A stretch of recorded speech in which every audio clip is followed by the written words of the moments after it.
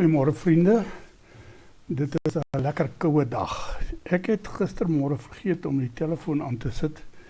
Ek het nou met die kerkraad 'n reëling gemaak dat ek op die slide, voordat ek moet begin opneem, sal opsit telefoon, sodat ek ophou om dit te vergeet. Maar dit is nogal belangrik, dat ons die Galasiërs reeks op 'n manier ook net aan mekaar verbind en by mekaar uitkry. En daarom het ek besluit om vanmôre die boodskap van gister na die beste van my vermoë weer vir u op te neem, sodat u dit beskikbaar het om na te luister as u later deur Galasiërs weer wil werk. So ons gaan die hele Galatebrief gaan ons hanteer, daar gaan so 3 Sondae wees wat ons tussenin verpoos, wat ek so 'n bietjie met vakansie gaan, en dan gaan ons aan as ons terug is by Galasiërs 2, waar ons dan nou eerskomende Sondag sal eindig. Voordat ons begin om dit saam met u deur te werk, kom ons bid net eers saam. Hemel Vader, ons kom buig voor u in aanbidding neer. Ons erken dat u die enigste ware God van die hemel en die aarde is. Ons het gistermôre toe ons voor u gebid het, deur u Heilige Gees gebid, dat ons baie diep bewus is daarvan, dat u die Skepper God is, dat u in Jesus Christus ook die Verlosser God is, en dat u, wanneer die Here Jesus weer kom op die wolke, u ook die oordelende God sal wees. Maar dankie Here dat ons nie net van u weet dat u die Skepper en die Verlossers God is, en dat u ook die oordelende God is nie. Maar dat u vir ons ook in die woord leer en ons dit so in ons belydenisse bely, dat u ook die teenwoordige God is. Dat u die een is wat saam met ons die lewenspad van oomblik tot oomblik stap. Dat u 'n klomp wonderbaarlike gawes van die Heilige Gees aan die gemeente uitdeel.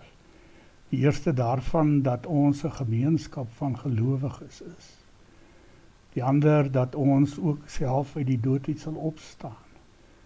Die ander dat ons sonde vergewe is. Die ander dat daar vir ons die ewige lewe wag. Dankie vir daardie versekering wat u as die teenwoordige God in ons lewens ook kom gee. As ons vanmôre dan nadink oor hierdie teks van die apostel Paulus, dan wil ons bid, Here, dat u self deur u woord dit ook aan ons sal openbaar, sodat ons daar iets van kan verstaan. Ons bid dit in Jesus se naam. Amen. Vriende, ek wil graag vir u die gedeelte uit Galasiërs 1 van vers 11 tot 24 voorlees. Dit is 'n pragtige stukkie woord wat die apostel Paulus vir ons neergeskryf het oor sy eie ontvangs en lering van die evangelie van ons Here Jesus Christus. Hy skryf, dit moet julle goed besef, broers, die evangelie wat ek verkondig is nie deur 'n mens uitgedink nie. Ek het dit ook nie van 'n mens ontvang of by 'n mens geleer nie. Inteendeel, Jesus Christus het dit in 'n openbaring aan my gegee. Julle het immers gehoor van my optrede toe ek destyds nog 'n aanhanger van die Joodse leer was. Ek het die kerk van God tot die uiterste toe vervolg en dit probeer uitroei. En in die Joodse leer het ek onder my volksgenote bo baie van my leeftyd uitgestyg, want ek was 'n fanatieke ywerhaar vir die oorgelewerde leer van my voorvaders. Maar God het my al voor my geboorte vir hom afgesonder. Hy het my in sy genade geroep, toe hy in sy goedheid besluit het om sy seun aan my te openbaar, sodat ek die evangelie oor hom onder die heidene nasies verkondig. So het ek nie dadelik daarna mense geraadpleeg of Jerusalem toe gaan na die wat voor my al apostels was nie. Nee, ek is Arabië toe en daarvandaan het ek teruggekom na Damaskus toe. Eers 3 jaar later het ek Jerusalem toe gegaan om met Sefas, dit is Petrus, kennis te maak, en ek het 2 weke by hom gebly. Van die ander apostels het ek niemand ontmoet nie, behalwe Jakobus, die broer van die Here. Wat ek aan julle skryf is nie leuns nie. God is my getuie. Daarna is ek Sirië en Cilicië toe. Die gemeentes van Christus in Judea het my toe nog nie persoonlik geken nie. Hulle het nog net gehoor, die man deur wie ons vroeër vervolg is, verkondig nou die geloof wat hy destyds probeer uitroei het. En hulle het God oor my verheerlik. Geliefdes, in ons Here Jesus Christus, daar is baie kerke en godsdienste in die wêreld. Ons het op 'n stadium, terwyl ek in Keetmanshoop was, het ons so 'n opname in die gemeenskap gemaak, en ons het agtergekom dat daar in daardie gemeenskap van 22.000 mense 117 kerke is, fisiese kerkgeboue met gemeentes wat by mekaar kom. Dan het ons nog nie die ander soort godsdienste wat daar was eers getel nie. Naast die Christendom bestaan daar 'n hele sweterjoel ander godsdienste. Ek gaan nie op almal van hulle in nie. Ek noem dit vir u so 'n paar van die bekendes. Ons is bewus van die Joodse godsdienst. En die Joodse godsdienst het nog altyd die wet, soos wat hulle dit in Paulus se tyd in Romeine gehad het, wat hulle aanbid in plaas van om vir God aanbid. So dit is in werklikheid, is die Joodse godsdienst, hoe graag ons ook al dit anders sou wou sien in afgodsdienst. Hulle aanbid die wet. Vir hulle is die wet die sleutel van alles wat in hulle godsdienst gebeur. Ons het naast die Joodse godsdienst het ons die moslems, en die moslems glo dat Mohammed hulle profeet was wat vir hulle uit die duisternis sou uitlei, en Mohammed het op sy eie tyd en op sy eie manier ook nog 'n brief geskryf wat hy of 'n boek geskryf wat hy die Koran genoem het, wat grootendeels met die Ou Testament ooreenstem. Daar's erkenning daarvoor in die Koran dat Jesus wel 'n groot profeet was, maar nie God nie. En so was Mohammed ook nie God nie. Hy was net doodgewoon 'n groot profeet gewees. Die moslems werk aan die hand van reëls en regulasies en veral rondom barmhartigheid om hulle saligheid voor die Here te verdien. As ons 'n bietjie verder in die wêreld inblaai, dan blaai ons na die kant van die Hindoes toe, en die Hindoe godsdienst met sy wiel van Sansara en sy reïnkarnasie is 'n baie groot godsdienst. Veral in Indië kom die Hindoe godsdienst baie sterk na vore, en daar's interessante goed wat in die Hindoe godsdienst gebeur. Dit is ook maar 'n afgodsdienst, dit kan nie anders nie. Daar is geen ware God binne in die Hindoe godsdienst nie. En so lees ek 'n rukkie gelede die verhaaltjie van iemand wat vertel hoe dat hy 'n groot Indiese stad, sê maar soos Delhi, besoek het, en dat hy van die tuk-tuk karretjies gebruik maak om hom van een punt na 'n ander te neem. En die tuk-tuk karretjies, vir die van die wat nie weet nie, is so 'n 3-wiel motorfietsie wat toegebou is, sodat 'n mens nie in die wind en weer en son daar in die hart van Indië moet wees as jy van een punt na 'n ander beweeg nie. Maar hy vertel dat hulle langs die pad, terwyl hulle onderweg is, by die lijk van 'n man verbyry, wat daar op sy paadjie so half in die pad lê, en niemand kyk eers in sy rigting nie, niemand steur hulle aan hom nie. Mense lewens is letterlik niks werd daar nie.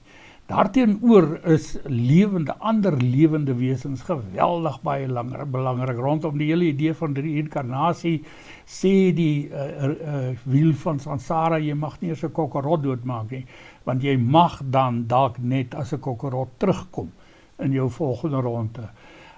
Maar hy vertel dat hulle so 'n paar kilometer gery het, en toe kom die verkeer tot 'n doodse stilstand, en die verkeer staan vir kilometers opgepak. En hy wil toe nou later aan weet, hoekom maak ons die vordering nie? Toe sê die Hindoe gids wat hom begelei, sê die vir hom, daar is 'n wit koei voor in die pad, en jy mag nie by hom verbyry nie, jy mag nie vir hom toeter nie, jy mag hom nie uitjaag nie. Hy moet rustig in die pad afstap, so lank as wat hy in die pad wil wees, en eers wanneer so 'n koei sy op haar eie tyd pad gee uit die pad uit, kan die verkeer weer vloei.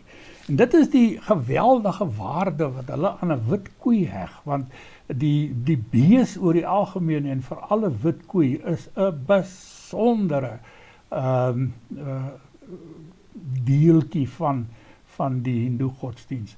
Hulle bring ook offers wat hulle in die tempels neersit, en die volgende môre is hulle offerbakkies leeg, en hulle glo die gode, in hulle aanhalingstekens, het die kos geëet, dink nie eers aan die moontlikheid dat dit muise en ape en rotte en sulke goed kan wees nie. Dieselfde geld vir die boeddhiste. Die boeddhiste aanbid hierdie boepensmaag figuurtjie, en vir hulle bring ook hulle offers, en hulle sit dit daar by die voete van Boeddha neer, en dan die volgende dag is die bakkies leeg geëet, en hulle oorweeg nie eers die moontlikheid, dat dit 'n muis of 'n rot kan wees wat dit geëet het nie, wat hulle in elk geval ook nie doodmaak nie, maar dat Boeddha homself gevoed het met die offers wat hulle gebring het. So, dit is min of meer die prentjie rondom die godsdienstwêreld. Jodendom, Moslim, Mohammedane, Hindus, Boeddhiste. Dis die groot godsdienste van die wêreld naas die Christendom. Binne in die Christendom is daar ook weer 'n verskeidenheid van ek wil amper sê nie net 'n verskeidenheid nie, miljoene, duisende verskillende manifestasies van hoe die God van die Christendom aanbid moet word. Nou ons weet, ons is die enigstes, en dit maak van ons 'n uiters eksklusiewe godsdienst. Ons is die enigstes wat die ware God aanbid. Maar binne in hierdie godsdienst word daar ook baie dikwels goed toegevoeg aan die bediening van die evangelie wat nie daar tuis hoort nie. Ek verwys byvoorbeeld na die sogenaamde altaarkols. Nou die altaarkols is 'n gebruik wat op 'n stadium in die kerk baie prominent was, waarin daar 'n prediker was wat gepreek het, en veral het die prediking dan bekering gepreek, en veral het die bekeringsboodskap daarop gedui dat jy eers tot bekering moet kom voordat jy verlossing kan verkry.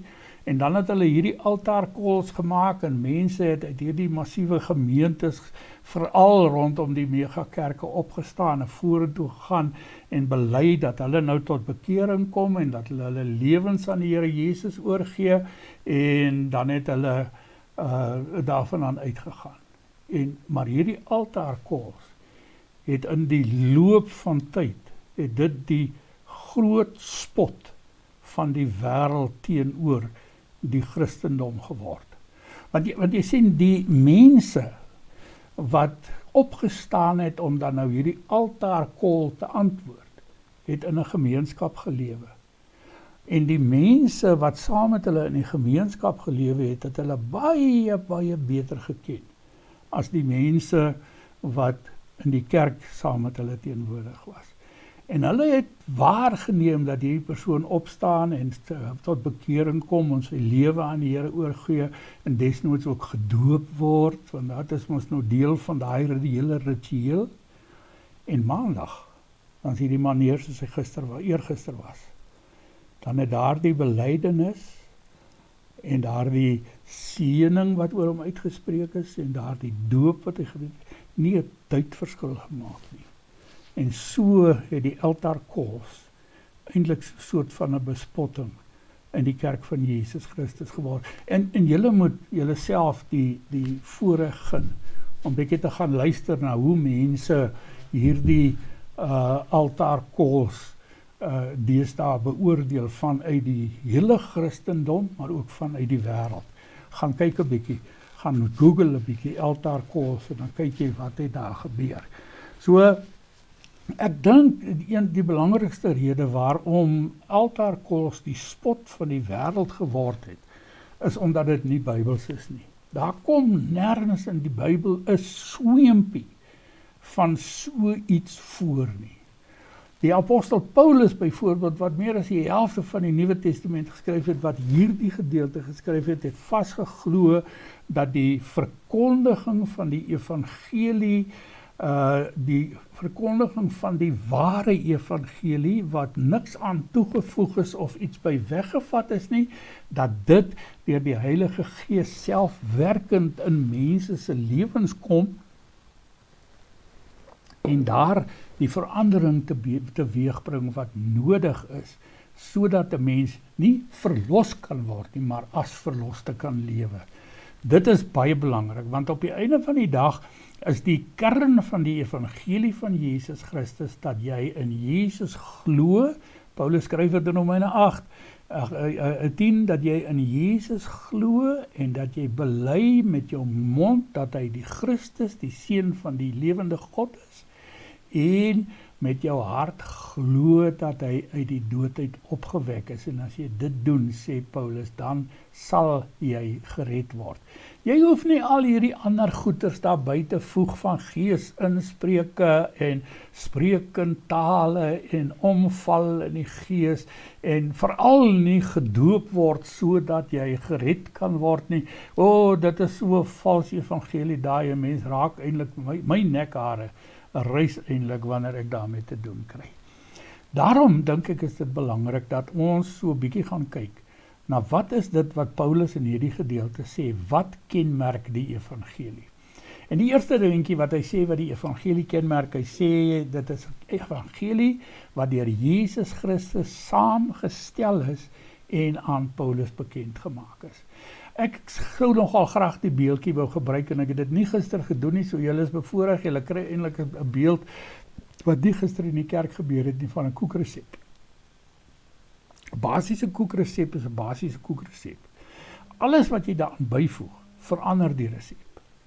Alles wat jy daarvan wegvat, verander die resep. So as jy enigiets daarvan wegneem, dan is die koek wat jy kry nie meer dieselfde nie. As jy enigiets daaraan toevoeg, dan is die koek wat jy kry nie meer dieselfde nie. Hy mag lekkerder wees, of hy mag slegter wees, ons sal nie weet nie. Maar die oomblik wat jy goed van die resep begin wegvat, dan verander die produk wat jy kry. En dieselfde geld vir die evangelie van Jesus Christus. As jy iets daar wegvat, en ek dink ons moet as predikers moet ons baie dikwels baie dankbaar wees dat die woorde, as iemand iets aan hierdie boek toevoeg of iets daarvan wegneem, sal die vloek van God omtref in Openbaring 21, dat dit vir die Openbaring geld en nie vir die hele Bybel nie. Want dan is ons almal in die moeilikheid. Almal van ons wat predikers is. So, dis verskriklik belangrik dat ons vir mekaar sê, Paulus het die resep van die evangelie van die outeur van die evangelie self ontvang, van Jesus Christus. Hierdie resep wat hy gekry het, het volledig teenoor Paulus se hele verwysingsraamwerk gestaan. As hy in hierdie gedeelte sê, hy was 'n fanatieke ywer vir die oorgelewerde gebruike van sy voorvader, dan bedoel Paulus dat hy 'n fanatiese, dinamiese mens was, wat so sterk geglo het in die gebruike, die oorleweringe van sy voorvaders, dat hy bereid was om vir Jesus Christus self aan te vat, en homself te vervolg ten einde sy kerk te probeer vernietig. So, dis 'n verskriklike belangrike gedagte hierdie, dat die evangelie staan teenoor ons lewens. Vriende, as die evangelie jou nie konfronteer met jouself nie, is jy nie besig met die ware evangelie nie. Die evangelie moet jou konfronteer, die evangelie moet vir jou sê waar jy nie aan die vereistes van God vir verlossing en vir die ware lewe van verlostes voldoen nie. Dit is die werk van die evangelie. En die oomblik wat ons met die evangelie bewerk, wat mense soft soap, wat vir mense net wil sê, ag man, gaan jy maar aan, dit is alright, solank jy net glo en bely, en dan haal ons die totale betekenis van glo en bely uit daai twee begrippe uit, sal jy wel in die hemel kom. Dis nie waar nie. As jy glo, en ek bedoel daarmee met jou kop, met jou hart, met jou hand, met jou mond, en bely, en ek bedoel daarmee met jou kop, met jou hart, met jou hand en met jou mond, dan sal jy gered word, skryf Paulus in Romeine 10. So, dit is verskriklik belangrik dat ons weet, ons is uit genade gered, God alleen kan dit doen, en dit gebeur deur die geloof. Die geloof is die voertuig wat hierdie redding aan ons toedien. Dis nie ons eie goeie werk nie, dis 'n gawe van God, en hy skenk dit vir ons. So, Paulus sê, dit staan volledig teenoor alles wat in sy verwysingsraamwerk is. Die derde dingetje wat Paulus vir ons hieroor leer is dat die evangelie van Jesus Christus 'n onveranderlike ewige roeping en afsondering is. Dis 'n weergeboorte. Maar vriende, net so min as wat jy betrokke was by jou aanvanklike geboorte, is jy betrokke by jou weergeboorte. Dis iets wat God doen, dis iets wat deur die Gees gebeur. Jy word as 'n nuwe mens herskep en op grond van daardie herskepping, en dit is waar daar 'n groot dwaling in ons dag oral onder ons verkondig word, op grond van daardie wedergeboorte reageer jy met geloof en bekering. Voor dit is dit nie vir jou moontlik om te glo of om te bekeer nie. Dis eers wanneer God jou nuut gemaak het vanuit sy eie baarmoeder van die Heilige Gees, as 'n skepsel in hierdie wêreld ingestuur het, wat skryf Johannes in hoofstuk 3, die gesprek van Jesus met Nikodemus uit water en gees is. Eers dan word jy in staat daartoe om te glo in Jesus Christus en om jou lewe te bekeer en aan God te oorhandig, sodat hy daaruit lewe. Die vierde dingetjie wat Paulus vir ons sê oor hierdie evangelie wat hy verkondig, is dat dit nie aangevul kan word of gewysig kan word nie. Ek was vir 9 jaar in 'n gemeente gewees wat, ek gaan nie die gemeente se naam noem nie, net nog is daar mense wat julle ken daar, wat nou nie vandag meer daar by die indruk sal wees nie, wat godsdienstig verskriklik volatiel was.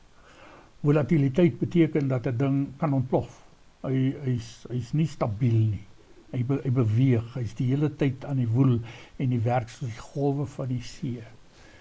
En dit was in die jare van Woord en Aksie en al daai pentekostalistiese dwalinge wat in die kerk rondgedwaal het, en dit was 'n verskriklike volatiele gemeenskap. En ek het altyd gesê, en ook vir die mense wat so was gesê, jong, weet jy, die mense in Amerika waar al hierdie snaakse lere ontstaan, is nog besig om te dink oor 'n ding wat hulle nie in die Christendom kan inbring, dan begin julle dit doen. Hulle dit nog nie eers self begin doen nie, dan begin julle dit al doen. So godsdienstige volatiele gemeenskap is altyd op soek. Altyd aan soek na nog iets, na nog 'n stukkie opwinding, na nog 'n stukkie, en dan noem hulle dit vervulling met die Gees. Nonsens. Dis geen vervulling met die Gees nie. Dis eenvoudige soeke na iemand wat nooit tevrede is nie. Paulus praat nogal daaroor, as hy sê daar is vrouens wat al ewig aan soeke is na iets, maar nooit bevrediging kry nie. Hulle doen nooit kennis op nie. En ek sonder nou nie vrouens hier uit nie, ek sê dit is baie dikwels die volatiliteit van die gemeenskap. So, die evangelie van Jesus Christus is 'n stabiele werklikheid van uitsondering of afsondering en roeping.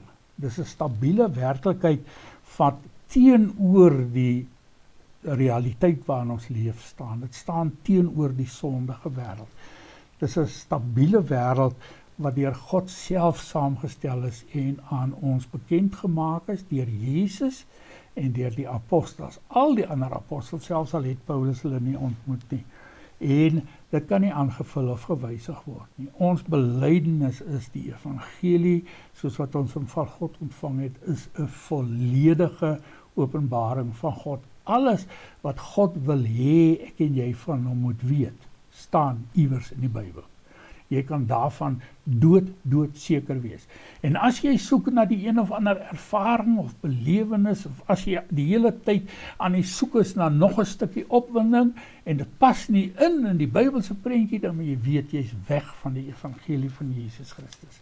Die laaste een van die dingetjies wat in hierdie evangelie verskriklik belangrik is dat ons moet weet, dit is altyd gerig op die eer van God.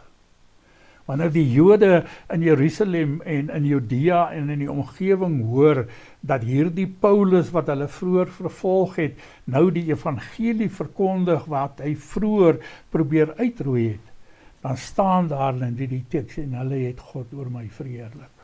Want jy sien, dit het vir die Jode nie gegaan oor Paulus nie. Dat het vir die Jode nie eers oor die evangelie gegaan nie. dit het vir hulle gegaan oor God. Die God wat die kerk van Jesus Christus tot stand gebring het, dit in stand hou en altyd sal sorg dat daar mense is wat die evangelie so akkuraat as wat dit menslik moontlik is aan ander mense sal bring. Dis wil ek vir jou vra, daar's baie godsdienste, daar's baie bewegings selfs binne in die Christelike godsdienst. Nie almal van hulle het met die ware God te doen nie. Partymal is dit doodgewoon die priester of die pastoor of wie dan nou ook al, die dominee se whims and wishes wat in 'n gemeente gebeur, wat maak dat jy op hol gaan en nie meer by die ware evangelie van Jesus Christus tot stilstand kom nie. Ek wil vir jou bid dat jy weer by die finale evangelie van Jesus Christus sal loop stilstaan, die volle evangelie van God, wat mense uit louter genade langs die weg van die geloof, deur die geloof, is die woorde wat ons daarvoor gebruik, kom red. Mag die Here vir jou daarin seën om Jesus wil. Amen.